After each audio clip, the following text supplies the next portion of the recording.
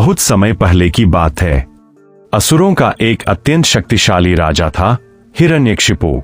वह बहुत घमंडी और अहंकारी था। उसने कठोर तपस्या करके ब्रह्मा जी से वरदान पाया कि न वह दिन में मरेगा, न रात में, न अंदर, न बाहर, न मनुष्य से, न पशु से, न अस्त्र से, न शस्त्र से। वरदान पाकर वह स्वयं को भगवान समझने लगा। उसने आदेश दे दिया कि उसके राज्य में कोई भी भगवान का नाम नहीं लेगा, केवल उसी की पूजा होगी। लेकिन उसी के घर में जन्म हुआ एक दिव्य बालक, प्रहलाद। बचपन से ही प्रहलाद भगवान विष्णु के अन्य भक्त थे।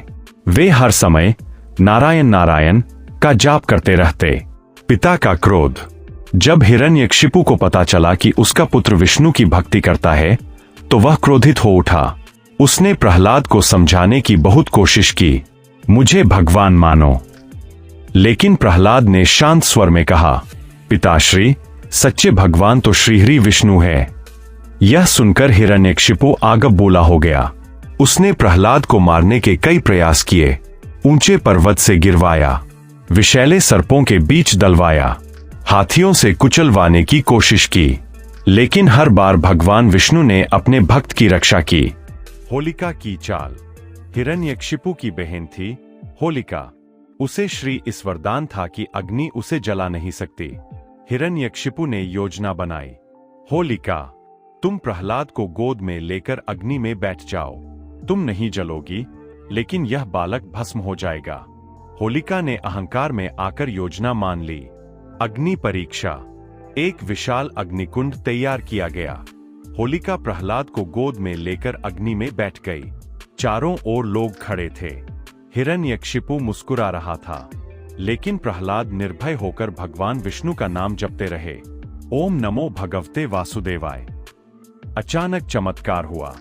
होलिका का वरदान निष्फल हो गया, क्योंकि वह वरदान का दुरुपयोग कर रही थी।